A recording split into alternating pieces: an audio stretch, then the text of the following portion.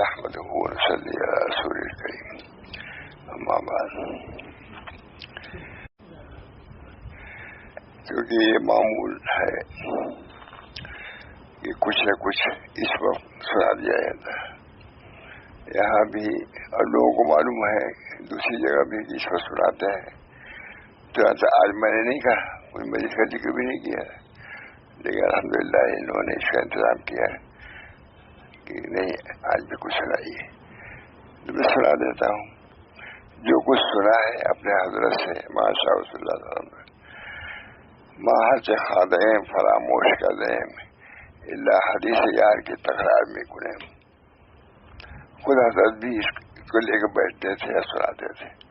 میں بھی لے کے کتاب بیٹھ گیا ہوں، سنا دوں گا صرف.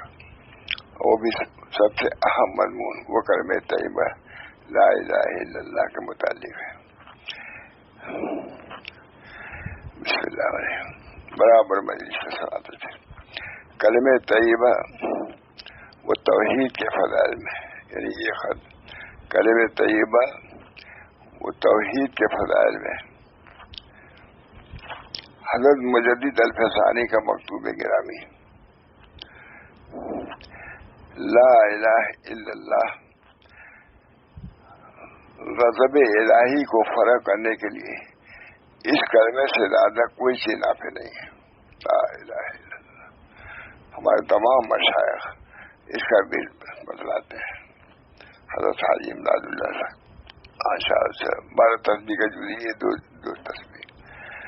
لا الہ الا اللہ، کوئی معبود نہیں سوا اللہ ہے، کوئی مقصود نہیں سوا اللہ کے. آگے بڑھ کے لا موجود ہے الا اللہ، کوئی موجود نہیں اللہ. یہ بھی ہر ہی بزرگ ہر سلسلے میں نہیں ہے، ہر ہی سے بتلاتا ہے. ہم لوگوں کو خود بتلایا ماشاء اللہ. لا الہ الا اللہ فرماتے ہیں مجدد الفسانی اپنے کسی مرید کو لکھ رہے ہیں. لا الہ الا اللہ غضب الہی کو فروغ کرنے کے لیے اس کلمے سے زیادہ کوئی چیز نافع نہیں ہے. لا الہ الا اللہ. اس طرح سے ہمارے مشائخ سبھی نے مل اس کو بتلایا. من قال لا الہ الا اللہ دخل الجنہ. ایک مرتبہ اگر لا الہ الا اللہ صرف دل سے کہے گا جنت میں جائے گا. لا الہ الا اللہ فرماتے ہیں لا الہ الا اللہ غضب الہی کو فروغ کرنے کے لیے اس کلمے سے زیادہ کوئی چیز نافع نہیں ہے. اور اذکار ہے افضل الافضال لا الہ الا اللہ. دل کے قساوت کو اور کے قساوت کو دور کرنے کے لیے اس سے بڑھ کے کوئی ذکر نہیں. ہر شیخ نے بتلایا اس کو، ہر سلسلے کے لوگوں نے بتلایا اس کو. لا الہ الا اللہ غضب مجدد صاحب کے الفاظ ہیں. لا الہ الا اللہ غضب الہی کو فروغ کرنے کے لیے اس کلمے سے زیادہ کوئی چیز نافع نہیں ہے. جب یہ کلمہ طیبہ اس غضب الہی کو فروغ کر دیتا ہے جو کہ آتش دوزخ میں داخل کرنے کا سبب تھا، تو پھر دوسرے غضبوں کو جو کہ اس سے کم درجے کے ہیں بطریقہ اولا دور کر دے گا. جب شرک کی ظلمت کو دور کرتا ہے اس طرح سے نجات دوزخ سے، تو اور جو گناہ بڑے یا بڑا ختم ہو جائیں گے. جب یہ کلمہ طیبہ اس غضب الہی کو فروغ کر دیتا ہے، اس غضب الہی کو فروغ کر دیتا ہے جو کہ آتش دوزخ میں داخل کرنے کا سبب تھا، تو پھر دوسرے غضبوں کو جو کہ اس سے کم درجے کے ہیں بطریقہ اولا دور کر دے گا. اس کا بیل تو ہونا ہی چاہیے. جہاں ہمارے 12 تسبیح میں 200 مرتبہ کلمہ طیبہ لا الہ الا اللہ درمیان میں پڑھا جاتا ہے، محمد صلی اللہ علیہ وسلم لیا جاتا ہے. کوئی سلسلہ کوئی شیخ ایسا نہیں جو اس کو نہ بدلائے، کیونکہ حضور اکرم صلی اللہ علیہ وسلم من قال لا الہ الا اللہ دخل الجنہ. جب یہ کلمہ طیبہ اس غضب الہی کو فروغ کر دیتا ہے جو کہ آتش دوزخ میں داخل کرنے کا سبب تھا، تو پھر دوسرے غضبوں کو جو کچھ سے کم درجے کے ہیں بطریقہ اولا دور کر دے گا. اللہ تعالیٰ ہم سب کو توفیق دے. لا الہ الا اللہ. مجھے حدیث صاحب نے بھی یہ کیا ہے اور تمام اپنے لوگوں کو بتلایا ہے. خود ہمارے حضرت ماشاء اللہ صاحب بہت اس کا کلمہ. یہ کلمہ غضب الہی کو کیوں نہ فروغ کرے جبکہ بندہ اس کو بار بار پڑھ کر اور ماسوا کی نفی کر کے سب چیزوں سے روگردان ہو جاتا ہے. کوئی معبود نہیں, کوئی مقصود نہیں, بلکہ بعد میں کہا لا موجود ہے الا اللہ, کوئی موجود ہی نہیں ہے. اس کلمے کا مدار بہت اہم ہے. اللہ تعالیٰ ہم سب کو توفیق دے. ایک مرتبہ کہنے سے ہزاروں سال کا جو مشرک ہے وہ جنت میں داخل ہونے کے لائق ہو جاتا ہے. یہ کلمہ لا الہ الا اللہ. ہمارے حضرت مسجد میں ہم لوگ ذکر کرتے تھے تو کبھی بہت خوش ہوتے تھے. کچھ لوگ رہتے دیکھتے کرتے تو کچھ ذکر کر رہے ہیں, لوگ اللہ کا ذکر کر رہے ہیں. بہت ذکر کی بڑی پابندی ہے. رمضان میں بھی کوئی کہتا تھا کہ حضرت قرآن ہمیشہ پڑھتے کا ٹھیک پڑھتے ہو, لیکن جو ذکر کرتے تھے وہ بھی کرتے رہو, جاری رکھو, چھوڑو نہیں. لا الہ الا اللہ. اللہ تعالیٰ ہم سب کو توفیق دے. لا الہ, کوئی معبود نہیں, کوئی مقصود نہیں, کوئی مقصود بلکہ کوئی موجود نہیں الا اللہ.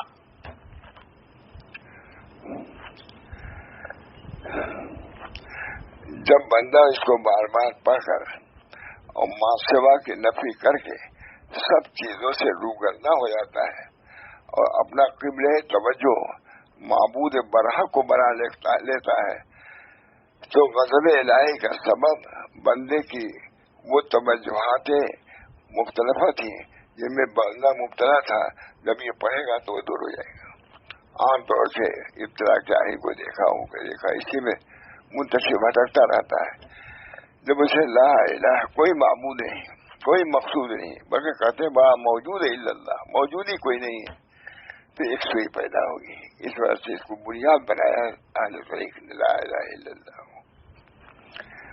یہ کلمہ غضب الہی کو کیوں نہ فروغ کرے جبکہ بندہ اس کو بار بار پڑھ کر ہم ماں سوا کی نفی کر کے سب چیزوں سے روگرداں ہو جاتا ہے اور اپنا قبلہ توجہ معبود برحق کو بنا لیتا ہے. قبلہ توجہ بنا اسی دنیا میں رہتے ہوئے بس اللہ اس کے سامنے ہوتا ہے.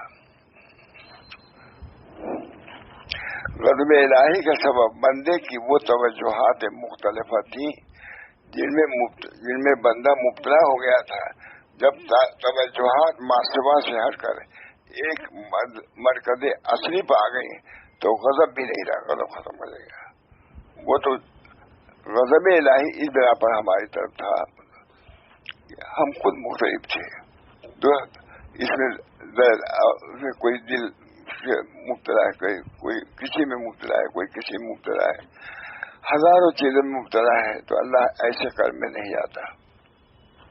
لا الہ, کوئی معبود نہیں, کوئی مقصود نہیں, کوئی بات کوئی موجود نہیں الا اللہ. اس کا بہت اہتمام فرما دیتے ہیں. اس حقیقت کا مشاہدہ عالم مجاز میں کر سکتے ہو.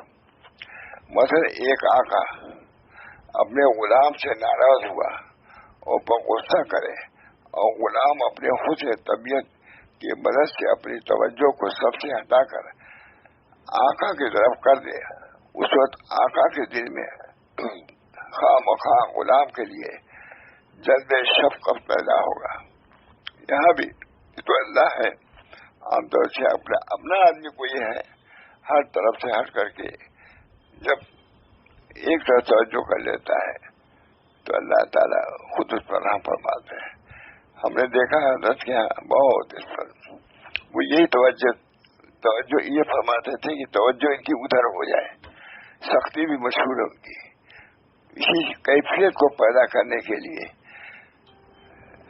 کہ ہر طرح سے توجہ ہٹا کر کے اللہ کی طرف توجہ ہو جائے, اور جب یہ کیفیت وہ محسوس کر لیتے تھے تو چھوڑ دیتے تھے جلدی. عجیب غریب اصلاح و تربیت کا انداز تھا. اللہ تعالیٰ ہم سب لوگوں کو اس سے مستفید ہونے کی توفیق دے. کہتے ہیں اس وقت آقا کے دل میں جب دیکھتا ہے کہ کوئی اس کا نہیں، سب کچھ ہم ہی کو سمجھ رہا ہے، اس وقت آقا کے دل میں خواہ غلام کے لیے جذبہ شفقت پیدا ہوگا اور غصہ و رنج دور ہو جائے گا۔ فقیر اس کلمہ طیبہ کو مجدد صاحب لکھ رہا ہے،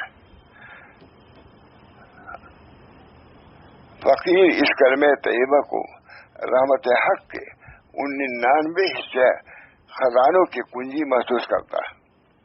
جو 99 حصہ ہے اس میں ایک ہی بھی کہتے ہیں یہ فقیر مجدد صاحب لکھ رہے ہیں، فقیر اس کلمہ طیبہ کو رحمت حق کے 99 خزانوں کی کنجی محسوس کرتا ہے اور سمجھتا ہے جن کو آخرت کے لیے ذخیرہ کیا گیا ہے، آخرت کے ذخیرہ کچھ نہیں رہے گا، یہ کلمہ رہے گا، جنت میں لے جائے گا۔ پھر اس کی مضبوطی بہت ضروری ہے، دل میں اس کو بسانا، دل سے اس کو کہنا بہت ضروری۔ اللہ تعالیٰ ہم سب کو توفیق، لا الہ الا اللہ، لا معبود الا اللہ، لا مقصود الا اللہ، آگے بڑھ کہتے لا موجود ہے کچھ نہیں سوائے اللہ کے، کچھ نہیں۔ اس کلمے کو رحمت حق کے 99 خزانوں کی کنجی محسوس کرتا ہے، مجھے صاحب لکھ رہے ہیں، اور سمجھتا ہے کہ جن کو آخرت کے لیے ذخیرہ کیا گیا ہے، آخرت کے لیے جو ذخیرہ کیا وہاں کام آئے گا، لا الہ الا اللہ۔ ظلمات کفر اور قدرات شرک کو دور کرنے کے لیے اس کلمہ طیبہ سے زیادہ کوئی سفارشی نہیں ہے۔ ظلمات کفر اور قدرات شرک کو دور کرنے کے لیے اس کلمہ طیبہ سے زیادہ کوئی سفارشی نہیں ہے اس دنیا میں، جبکہ ظلمات ہی ظلمات ہیں، متفرقات ہیں، مشوشات ہیں۔ ایسی صورت میں ایک مرکز پر آنا سوائے اس کلمہ طیبہ کے نہیں ہو سکتا۔ لا الہ الا اللہ، کوئی معبود نہیں، کوئی مقبول نہیں، بلکہ کہا کوئی موجود نہیں سوائے اللہ۔ جس کسی نے اس کلمے کی تصدیق کر کے ذرہ ایمان بھی حاصل کر لیا ہوگا، وہ اگرچہ بعض رسوم میں کفر اور بعض رذائل شرک میں اپنی بدبختی کی وجہ سے کبھی مبتلا ہو گیا ہو، مگر امید ہے کہ اس کلمہ طیبہ کے سفارش سے بالآخر عذاب سے باہر آ جائے گا۔ اس کلمے کی چونکہ ہمارے حضرت مسجد میں برابر سکھاتے تھے، طریق کی جان ہے، توحید اختیار، واحد اللہ واحد اللہ، فإن التوحید راس الطاعات، توحید اختیار کرو، اللہ کے علاوہ کوئی نہیں۔ فرماتے ہیں مگر امید ہے کہ اس کلمہ طیبہ کے سفارش سے بالآخر عذاب سے باہر آ جائے گا اور دوزخ میں ہمیشہ رہنے سے نجات پا جائے گا۔ اس کلمے کے کچھ فضائل سنو، مجدد صاحب لکھ رہے ہیں، اس کلمہ طیبہ کے برکات، اس کلمہ کے برکات کچھ کے فضائل سنو۔ حضرت صلی اللہ علیہ وسلم نے ارشاد فرمایا، جس شخص نے صدق دل سے لا الہ الا اللہ کہہ لیا وہ جنت میں داخل ہوگا۔ لا الہ صدق دل سے اگر لا الہ الا اللہ کہا، کوتاہ نظر لوگ تعجب کرتے ہیں کہ محض لا الہ الا اللہ کہہ لینے سے کس طرح جنت میں داخلہ میسر ہوگا۔ در حقیقت وہ لوگ اس کلمہ طیبہ کے برکات سے ناواقف ہیں، اگر واقف ہوتے تو یہ نہ کہتے۔ ایک کلمے اگر اتنے اثرات ڈال دے اللہ کو اختیار ہے۔ اس فقیر کو محسوس ہوتا ہے کہ اگر تمام عالم کو بھی اس کلمہ طیبہ کے صرف ایک بار کہنے سے بخش دے، ایک آدمی کی نہیں، ایک آدمی نے کہا سارے عالم کو اللہ بخش دے تو اس کلمے کے اندر گنجائش ہے۔ یہ مزید سنایا کرتے تھے ماشاءاللہ۔ اس فقیر کو محسوس ہوتا ہے کہ اگر تمام عالم کو بھی اس کلمہ طیبہ کے صرف ایک بار کہنے سے بخش دیں اور بہشت میں داخل کر دیں تو گنجائش ہے۔ فقیر کو یہ بھی ظاہر ہوتا ہے اس کلمہ مقدسہ کے برکات اگر تمام عالم میں تقسیم کر دیں تو ہمیشہ ہمیشہ کے لیے سب کے لیے کافی ہو جائے، سب جنت میں چل جائے اور سب کو سیراب کر دیں۔ پھر جب کہ اس کے ساتھ اس کا دوسرا جز محمد رسول اللہ بھی ملا لیا جائے، یہ تو لا الہ الا اللہ کے فضائل، اور اس کے ساتھ اگر محمد رسول اللہ بھی ملا لیا تو اس کا کیا پوچھنا ہے؟ اس وقت کے برکات کا کیا ٹھکانا ہے؟ ان دونوں کلموں کا مجموعہ لا الہ الا اللہ محمد رسول اللہ جامع کمالات ولایت و نبوت، اور ان دونوں کمالات کے سپاسوں کا پیشوائے راہ ہے، ان دونوں کمالات کے سعادتوں کا پیشرا۔ اے اللہ ہمیں فرماتے ہیں، اے اللہ مجدی صاحب دعا کر رہے ہیں، اے اللہ ہمیں اس کلمہ طیبہ کے برکات سے محروم نہ رکھنا، ہمیں اس بات پر ثابت قدم رکھنا، اس کی تصدیق پر ہی ہم کو موت دینا، اور اس کی تصدیق کرنے والوں کے ساتھ ہمیں اٹھانا، اور اس کلمے کے مبلغین علیہ الصلاۃ والتسلیمات کی عزت و حرمت کے طفیل ہم کو جنت میں داخل کرنا۔ یہ خط برابر خط کیا سنایا کرتے بادشاہ مجلس میں، بہت علماء رہتے جانتے ہیں یہ سب۔ اس کلمہ مقدسہ کی عظمت کا ظہور پڑھنے والے کے درجات کے اعتبار سے ہوتا ہے، جس قدر پڑھنے والے کا درجہ ہوگا اس کلمے کی عظمت کا ظہور بھی زیادہ ہوگا۔ یزید کو وجہ وجہن، جس قدر تو اس کے چہرے پر نظر زیادہ ڈالے گا اسی قدر اس کا چہرہ تیری نظر میں اپنا حسن زیادہ دکھائے گا۔ دنیا کے اندر رہ کر معلوم نہیں کوئی آرزو اس آرزو سے زیادہ ہوگی کہ ایک گوشہ مجدی صاحب دکھ رہے ہیں، فرما رہے ہیں کہ کوئی آرزو اس آرزو سے زیادہ ہوگی کہ ایک گوشہ تنہائی میں بیٹھ کر اس کلمہ طیبہ کے تکرار سے محظوظ ہو۔ کوئی آرزو نہیں ہے، کتنا بار مجدد تھے، مجددانہ کام کرنے کے باوجود اگر ان کو خواہش یہی ہے کہ کوئی گوشہ تنہائی ہو اس میں کلمہ طیبہ کا تکرار کرتے رہے، کتنی فضیلت معلوم ہوئی، کتنی اہمیت معلوم ہوئی۔ کس کے اوراد چند مرتبہ بھی پڑھنا مشکل ہوتا ہے، دنیا کے اندر رہ کر معلوم نہیں کوئی آرزو اس آرزو سے زیادہ ہوگی کہ ایک گوشہ تنہائی میں بیٹھ کر اس کلمہ طیبہ کے تکرار سے محظوظ ہوا جائے، لیکن کیا کیا جائے، تمام آرزو میسر نہیں ہے، غفلت بھی ہوتی ہے، حقوق کی ادائیگی کے لیے مخلوق سے حقوق کی ادائیگی کے لیے مخلوق سے اختلاط کے بغیر کوئی چارہ بھی نہیں ہے۔ ربنا دعا بھی کر رہے ہیں خطا کی ہوئی، ربنا اتمم لنا نورنا واغفر لنا انک علی کل شیء قدیر، سبحان ربک رب العزۃ عما یصفون والسلام علی المرسلین والحمد للہ رب العالمین۔ تجلیات ربانی جو حضرت تھانوی کی اسی سے ہم نے نقل کیا ہے، کبھی کبھی سنا دیتا ہے کو۔ اللہ تعالیٰ ہم سب لوگوں کو اس کلمہ طیبہ کے برکات سے محفوظ فرمائے اور اس کے برکات سے ہم سب لوگوں کو بہرور فرمائے۔ اللہم صلی